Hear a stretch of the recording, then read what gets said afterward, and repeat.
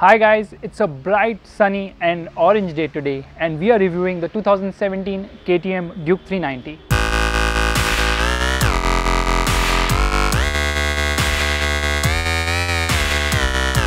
Rarely does it happen that a motorcycle offers more performance than what you pay for, but in the case of KTM bikes, they do, especially with the 390. When this motorcycle was launched in 2013, the amount of performance you got for your money was so much that even I went ahead and bought one. And for 2017, they brought in the second generation model. It looks very promising, it's completely loaded. Let's see what are the changes. The 2017 KTM Duke 390 looks absolutely gorgeous. It's inspired from their flagship 1290. It gets a split headlight with all LEDs at the front, while at the rear, the new tail light and the tail section with the mudguard looks very interesting. The bike gets a bigger 13.5 litre metal fuel tank, which means that you can mount your luggage on it and also get a higher towing range.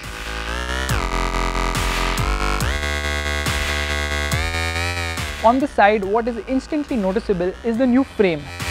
It gets a subframe finished in white, while the main frame is finished in KTM trademark orange. It also gets a side-mounted exhaust. Now let's talk about the headlight. The Duke 390 gets AHO as well as DRLs. The AHO is the low beam, which is the top two lights. The DRLs are the middle two, while on the high beam, all the lights are on. Now due to these headlights which are automatically on, there's a change in the switchgear. The headlight switch has been moved just ahead of the clutch lever.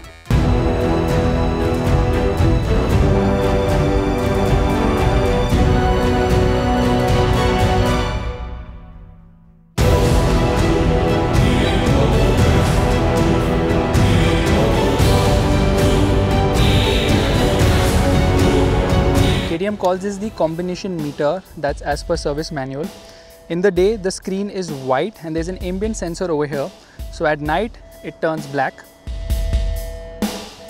Now the difference between the new cluster and the old cluster is that this one also gets a low oil pressure, unlike the old bike which missed out on it. Now this bike doesn't have a shift light like the old motorcycle because the tachometer turns red as you near the red line.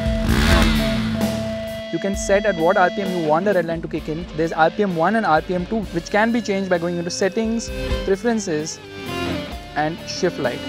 Now because this motorcycle hasn't done its first service, it's not available right now under 1000 kilometers. Now in terms of warning lights, of course there are the telltale lights on either side. This bike shows non-critical messages on the top which is shown in a yellow bar. So if the engine kill switch is activated or the side stand is engaged, then it will flash on the top.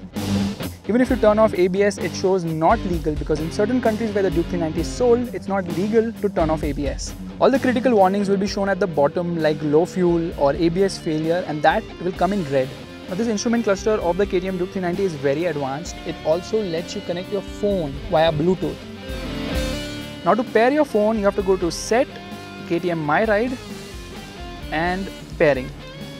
Now it is going to search for the motorcycle and it's going to show KTM Duke on your device. So if your phone is connected to the motorcycle, you can receive calls as well as change music on the go.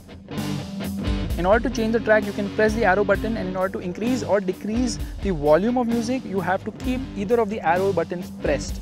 The motorcycle shows the track name as well as the length. It also shows the mobile battery and the signal range. Right now, not all mobiles are compatible. The iPhone works the best with the KTM Duke 390's console, but KTM says that new software updates will be rolled out, which will ensure that new phones can also be used with this motorcycle. The quick selector mode is customizable, so you can go to settings, favorites and choose up to 8, which will show on the main cluster.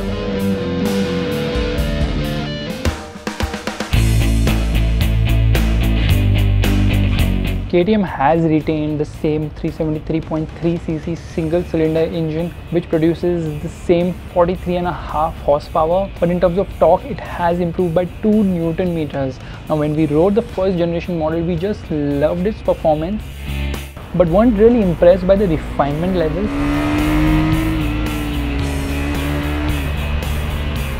What KTM has done on the 2017 Duke 390, it has refined it. It sounds much smoother than before.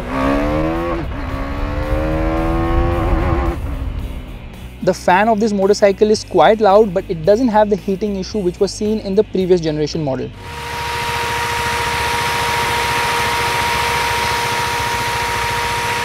The motorcycle now sounds much better than before. Here is how it sounds.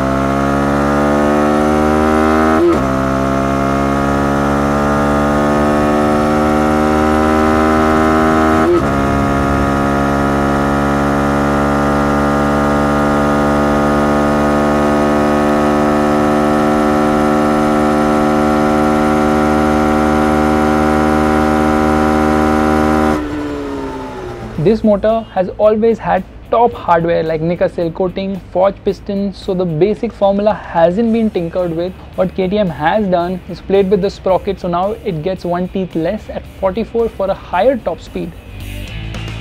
The 2017 KTM Duke 390 gets ride-by-wire, which eliminates the throttle cable in lieu of an electronic throttle, resulting in smoother throttle response and also gives it more eagerness when you go flat out.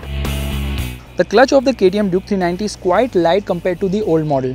The KTM Duke 390 has always been a fantastic handler, and what KTM has done with the 2017 model has further improved it. For starters, it gets new alloy wheels, the wheelbase has been reduced by 10 mm while the seat height has been increased to 830 mm, which results in the rider feeling that the handlebar is closer to the body, giving the rider more confidence.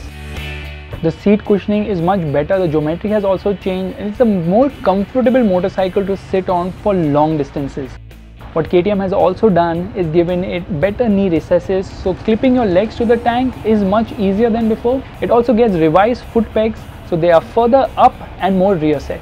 The Duke 390 gets a new suspension system, so at the front it gets open cartridge suspension, and that in the future could be adjustable on the fly. While the rear now gets a new monoshock where the oil and gas canisters are separate. The overall result is the suspension is slightly on the softer side, giving it much better ride quality than before due to improved damping. The tires on the 2017 Duke 390 get a lower H rating, but the upside is that they are more durable and will last longer.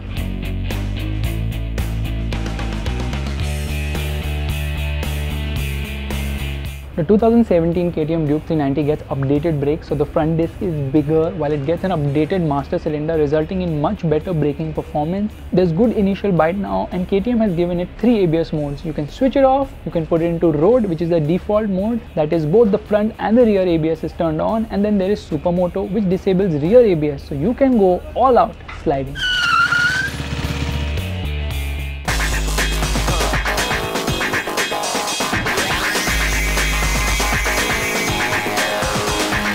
The 2017 KTM Duke 390 has taken the tried and tested formula of stonking performance, excellent handling, and improved on that front by giving better refinement. But it's also very tech loaded. The instrument cluster is space age, and it also has the hardware on it that in the future KTM could offer much more with this motorcycle, and this is without doubt one of the best bikes to buy in this segment.